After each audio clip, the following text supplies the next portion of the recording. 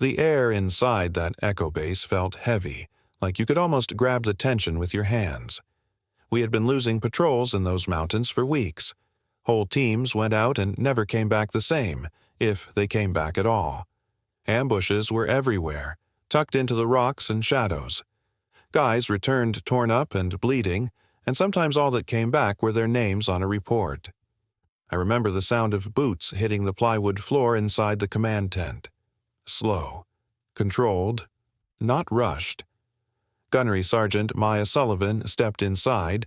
She was small, quiet, and didn't draw attention to herself at all. If you didn't know better, you would have thought she was just another Marine coming in for a briefing. Nothing about her screamed legend, and yet I had heard the stories. Everybody had. Heads lifted from maps. A few Blackhawks leaned back in their chairs, grinning like they already had her figured out. I caught bits of whispers drifting through the tent. "That's her? That's the one they've been talking about?" A few low laughs followed. To most of them she didn't look like much. Too lean, too calm, too quiet. Just another body in uniform. At the far end of the tent stood General Jonathan Cross. His chest was stacked with ribbons and his reputation was earned the hard way. He had a voice that could break men before the fighting ever started. He had heard the rumors too, but he never trusted stories. He trusted outcomes. And standing there in front of him, Sullivan didn't look like the kind of person who delivered miracles. The mood in the tent shifted into something uneasy. Laughter mixed with doubt. Whispers crackled through the air like radio static. Someone muttered about her call sign, but nobody said it out loud. The name just hung there, unspoken and heavy. Cross noticed everything. He always did. His eyes narrowed. He was old school, and he hated the idea of legends. Legends made soldiers believe in things they could not see, and believing in ghosts was how men got killed.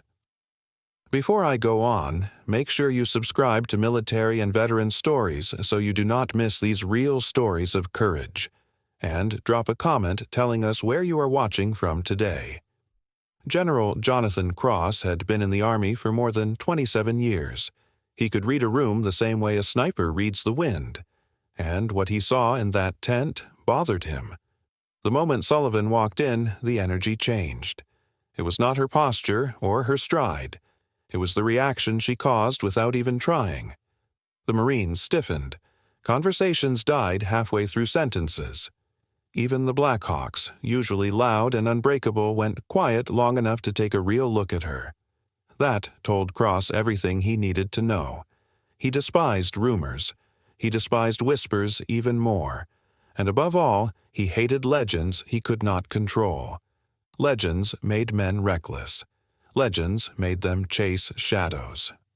Cross shoved himself back from the briefing table. His boots slammed against the plywood, loud enough to cut through every thought in the room. Silence fell instantly. He fixed his stare on Sullivan, hard and cold. "You," he snapped, his voice sharp with command. "Step forward." She did not hesitate, not even for a second. Sullivan moved immediately, calm and steady. Every set of eyes tracked her as she walked. Up close, she looked even smaller than most of the men standing around her. Lean, compact, and somehow completely unbothered by the weight of the room pressing down on her. But there was something about the way she stood there that caught my attention. Her shoulders were set square, her posture solid, and her eyes never wavered. She looked like someone who simply refused to bend, no matter the pressure. "Name and unit," Cross snapped. His voice was sharp on purpose, meant to slice through hesitation and expose weakness. Sullivan answered without missing a beat. Her voice was calm, flat, and steady, like nerves were not even part of the equation. "Gunnery Sergeant Maya Sullivan.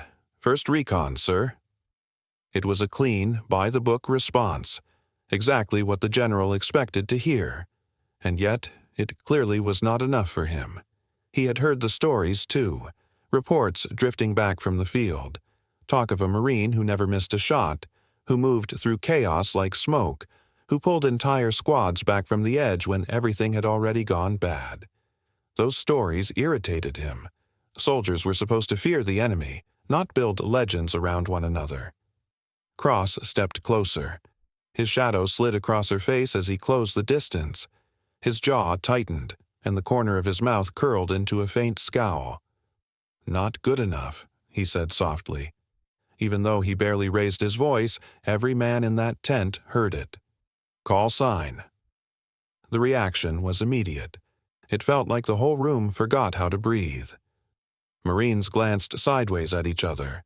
A Navy SEAL shifted in his chair, boots scraping lightly against the floor.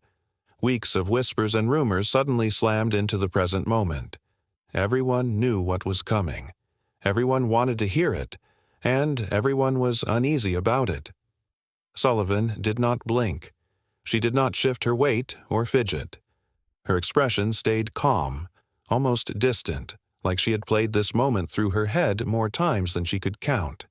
She raised her chin just a little and met Cross's stare head-on, without a trace of doubt.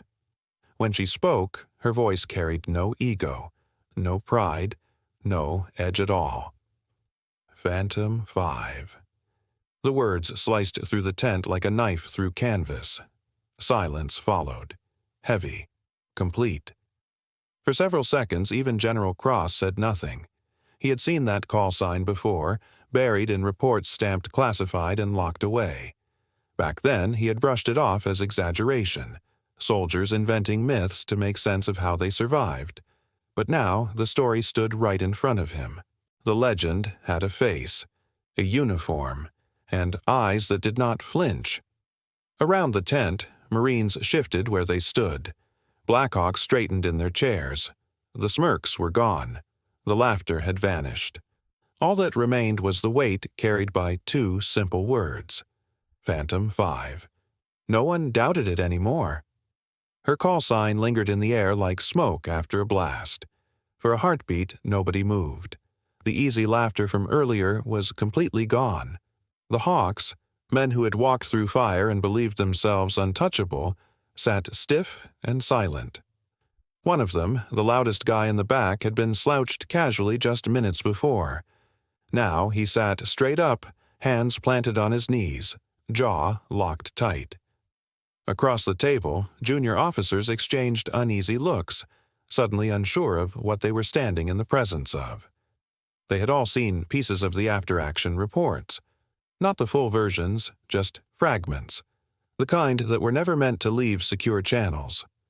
Those reports talked about a Marine who disappeared into Narrowstreets in Ironridge and somehow showed up behind enemy firing lines. A Marine who walked into doomed firefights and walked out with clean wins. Every single one of those reports carried the same label at the bottom. Unverified. Now that so-called rumor was standing a few feet away, breathing the same stale air as the rest of us. And suddenly, the weight of those stories settled hard on every man in the tent. General Cross did not relax. If anything, his face grew tighter. The man had lived through more wars than he ever talked about. He had watched heroes rise and fall in the span of one bad night. He did not believe in myths, and he despised when soldiers wrapped legends around real people made of flesh and bone. Still, that call sign cut straight through his doubt. He had heard it before, in classified briefings, in closed-door reports, in quiet conversations where even seasoned veterans dropped their voices without realizing it. Phantom 5, Cross said slowly, almost under his breath. The words sounded heavy, like iron. The tent froze. Marines who had been smirking just minutes earlier shifted uncomfortably and suddenly found reasons to look anywhere but at her. No one laughed now. No one whispered. Every man there felt it. That sharp moment when a rumor stopped being a story and turned into something real. Sullivan did not move. Her face stayed calm, neither proud nor defensive. She did not try to explain herself or add anything. She had given her name, and that was all she intended to give. One of the Blackhawks finally broke the silence. He muttered it just loud enough for the men nearby to hear, but not quite loud enough for the general. No wonder they made it out alive. The words spread fast, like sparks landing on dry ground. Guys started thinking back to missions in Ironridge that had gone bad.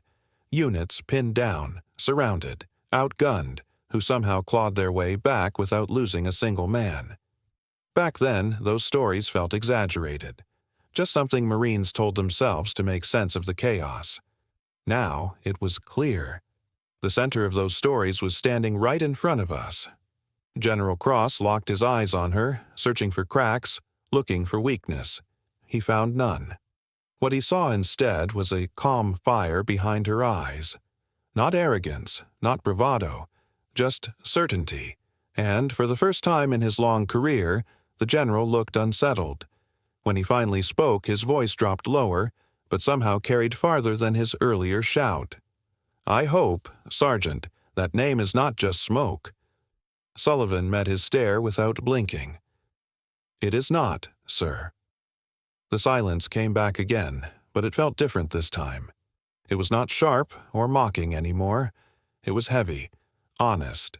The kind of respect you cannot order or demand. The kind that only shows up after something has already been proven. Weeks before that briefing ever happened, the streets of Ironridge had already started writing her story. That patrol was supposed to be routine. Nothing special. Tight, narrow streets, dust lifting off cracked stone with every step, kids watching from doorways with eyes that gave nothing away. I remember how uneasy it felt. Gunnery Sergeant Maya Sullivan was walking point, rifle steady, posture relaxed but alert. She trusted her instincts, and right then something felt wrong to her. She hated the quiet. In Ironridge, silence never meant peace. It meant waiting. The ambush hit without warning. Gunfire erupted from the high roofs, sudden and violent, shattering windows and turning the street into chaos. Marines dove for cover behind broken walls and burned-out vehicles. Voices exploded over the radios. "Man down! We have wounded!" Rounds slammed into stone just inches from Sullivan's head, spraying her with dust and grit. The squad was pinned hard, bleeding, stuck in the open with nowhere to push forward and no safe way back. Enemy fighters had them boxed in from every angle. High roofs, side Narrowstreets, doorways you could not even see until they flashed. Sullivan flattened herself against the rubble. Her heart stayed steady. Her breathing slowed. Panic was everywhere around us, but it never reached her. She blocked it out and started reading the fight, watching how the enemy fire overlapped, tracking patterns. And then she saw it. A gap. A blind spot no one else noticed. A narrow path through the chaos, if someone was willing to crawl through broken glass and blood to take it. She did not say a word. Sullivan slipped from cover and went low. She dragged herself across debris inch by inch, elbows grinding into stone, dust sticking to sweat and blood. Bullets hissed past so close she could feel the heat snap across her face. Every move was slow and deliberate, every breath controlled. She slid into the shadows of a collapsed wall and disappeared. Sullivan moved wide through the back narrow streets, threading through Ironridge's maze like she had memorized it years before. When she came up behind the first rooftop gunman, he never knew she was there. One squeeze of the trigger. Clean. Controlled. Done. Then another. Then another. She kept moving, never staying long enough to be seen. Just a shadow drifting through brick, dust, and smoke. One firing point after another went quiet. 8 positions fell in sequence. Each shot placed with purpose. Each threat gone before it could react. Back in the kill zone, the pressure suddenly shifted. The gunfire that had us pinned started to break apart. Enemy shouts turned confused, disorganized. Marines lifted their heads and realized something had changed. "Push forward! Move!" someone yelled, and for the first time that day the squad surged ahead. When Sullivan finally came back to us, her rifle was still warm. Her uniform was streaked with dust and sweat. She did not brag. She did not explain. She did not say anything at all. She did not need to. She didn't have to prove a thing. Every Marine in that alley knew exactly who had dragged them out of the firefight. Not a single man left behind. Not one. Later, when the reports finally came through, the officers argued over how it happened. Some shrugged it off as luck. Others called it exaggeration. But the Marines who had been there didn't need reports to tell them the truth. They started passing her call sign quietly from squad to squad, in mess halls and during convoy stops. Phantom 5. The Marine who had waded through hell and brought everyone home. Now, in the command tent, her name lingered like smoke. Phantom 5. The men who had joked just minutes ago now avoided meeting her eyes. It wasn't just silence anymore, it was heavy, tangible respect, and General Jonathan Cross felt it pressing in on him, like a storm waiting to break. He leaned forward, fists planted on the table, the maps wrinkling under the pressure of his grip, his stare locked on Sullivan. He had watched reputations grow too fast before, seen men crushed by the weight of a name they could never live up to. Legends were dangerous. They made soldiers reckless. They made them believe someone was untouchable. And when that illusion shattered, Marines paid the price. Cross stepped closer, boots thudding against the floor, closing the gap until he stopped just short of her. His voice cut through the tent, sharp as a blade. "Do you understand what you've done here, Sergeant?" Sullivan stood at attention, shoulders square, chin slightly raised. "Yes, sir," she replied. Cross's jaw tightened. "Legends break men. Your Marines will expect you to be unbreakable. They will believe you cannot fall. And if you do, they will fall with you." The words were meant to dig deep, to test her. Around the tent, Marines shifted, uneasy. Blackhawks leaned forward, alert and tense. Not a single person dared to speak, but every ear was trained on her. Sullivan remained still, calm, breathing measured and even. Fear, dressed as warnings, had tried to get under her skin before. Every bullet that cracked past her helmet in Ironridge had been a lesson. When she finally answered, her voice was quiet, but every word was cross.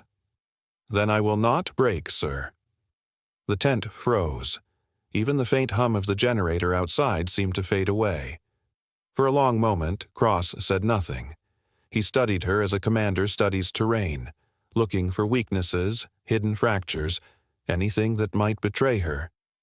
What stared back at him wasn't arrogance or bravado. It was quiet certainty, the kind that was forged under fire and sharpened by survival. A junior officer glanced at the general nervously, waiting for a reaction, expecting her to be chastised.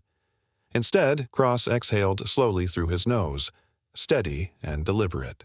"You really think it's that simple?" Cross asked. The sharp edge in his voice softened just a touch. "You think it's only about not breaking?"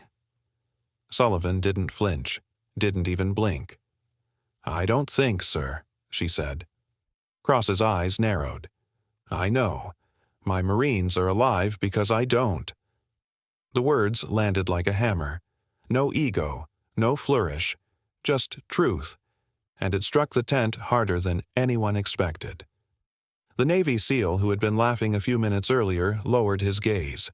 A captain near the table pressed his lips together, suddenly realizing the weight of the myth had finally been matched by reality. Cross's face shifted ever so slightly. The skepticism remained, but underneath, something else flickered. Recognition, respect, reluctant, careful, undeniable. He stepped back, voice quieter now, but somehow it carried even farther than before. "Very well, Phantom 5. Nobody moved, nobody spoke. The legend had grown solid in that room. No longer just a whisper, it had been acknowledged, accepted. Respect had changed hands in an instant. The silence hadn't even lifted when the flap of the tent door snapped open. A young lieutenant stumbled in, clutching a folder tight against his chest. His face was pale under the harsh lights. Without a word, he placed the papers in front of Cross. Cross scanned them, jaw tightening with every line. Then he looked up, eyes sweeping across the room. "Recon Bravo has gone dark," he said evenly. The gravity in the words landed like lead in every chest. "Last contact was 15 minutes ago, outskirts of Ironridge. No comms, no movement, high probability of ambush." A ripple of unease ran through the Marines and Hawks alike. Everyone understood immediately. A silent unit on Ironridge's outskirts wasn't just lost, it was trapped. Cross's gaze shifted deliberately to Sullivan. He didn't shout. He didn't need to. "Sergeant Sullivan, you're on point." The words hit the room like a hammer. A few Hawks exchanged quick, tense glances. Mockery from earlier was gone, replaced with a sharp edge of worry. They had seen her stand toe-to-toe with the general without flinching, but this was different. This was real. This was blood and dust waiting to test her again. Sullivan didn't hesitate. "Yes, sir." She adjusted the strap of her rifle and stepped forward with the calm precision of someone preparing for a long march, methodical and unshakable. Around her, boots scraped, rifles clicked, Marines and Hawks falling into formation. Their eyes still held doubt, but there was something else now, something like curiosity, or maybe respect. Outside, Ironridge simmered with tension. The city hummed faintly in the distance, but the outskirts, where Sullivan was headed, were darker, quieter, dangerous. A place where threats hid behind every broken wall and every shadow. The convoy moved out under red light, tires crunching against gravel, engines throttled low to avoid drawing attention. Inside the armored vehicle, silence reigned. Sullivan sat near the door, helmet tilted slightly downward, eyes closed for a brief moment of stillness. To anyone watching, it looked like calm. To her, it was calculation. She replayed the patterns she had studied, the blind spots she had crawled through before, the rhythm of ambushes and Ironridge's twisting Narrowstreets. Every step, every angle, every shadow mapped out silently in her mind. When they hit the outskirts, Cross's voice came through the radio, crisp and authoritative. "Phantom 5, lead them in." Sullivan gave the signal, and her team moved. They dismounted, boots thudding against the dirt, rifles up and ready. The narrow streets stretched before them, dark and suffocating, swallowing the convoy in shadow. A single dog barked somewhere distant, then quiet fell again, thick and heavy. The SEAL nearest her whispered, tense. "Feels like a trap." Sullivan didn't respond. Her hand went up, signaling a halt. Her eyes swept the high roofs, the shadows, the cracked windows that seemed far too still. She felt it, the shift in the air, the weight of unseen eyes tracking every move. "Positions," she said quietly over the comms, her voice calm but cross-strong. The Marines and Hawks obeyed immediately, trusting her tone more than their own nerves. Then, like a signal, the night erupted. Gunfire cracked open the silence. A Marine dropped hard, and his brothers dragged him behind cover as bullets ricocheted off stone and brick. And then it hit in full force. Fire from every angle. High roofs, windows, narrow streets funneled death straight into the convoy. "Snipers! Top right!" shouted a SEAL, barely audible over the roar of automatic weapons. The Marines pressed into the dirt, trapped in the chokehold of Ironridge's streets. Smoke and dust hung in the air, punctuated by frantic voices and sharp bursts of fire. Every rooftop seemed alive with muzzle flashes, every shadow a threat. The city itself felt like it was turning against them. But Sullivan didn't falter. She pressed her back to a shattered wall, breathing steady, eyes sweeping the battlefield. She read angles, blind spots, timing, everything the way a mapmaker studies terrain. There, a half-collapsed wall, damaged but climbable, handholds just enough to give her a path. While others fired blindly, she moved. "Cover me," she ordered, her voice cutting through the chaos like a blade. No one questioned her. The squad adjusted, redirecting fire, giving her the opening she needed. Sullivan sprinted low, boots pounding broken stone. When she reached the wall, she climbed, hand over hand, deliberate, precise, while bullets snapped past close enough to tear the air beside her. She moved like smoke, unshakable, unstoppable, and completely in control of the chaos around her. She reached the edge of the rooftop, rolled over without a sound, and came up behind the first sniper team. One precise shot from her rifle, clean and controlled, and the shooter went down before he even knew what hit him. She didn't pause. She flowed from one position to the next, vanishing into shadow and reappearing like smoke drifting on the wind. Every squeeze of the trigger was deliberate, each shot exact, each enemy neutralized before they could react. Below, the Marines felt the shift immediately. The fire that had pinned them just moments ago started to falter. A SEAL glanced up, eyes wide. He caught a brief glimpse of Sullivan, calm and focused, striking from above as if the city itself had opened a path for her. "She's clearing them," he muttered, barely believing it. One rooftop after another went silent under her hands.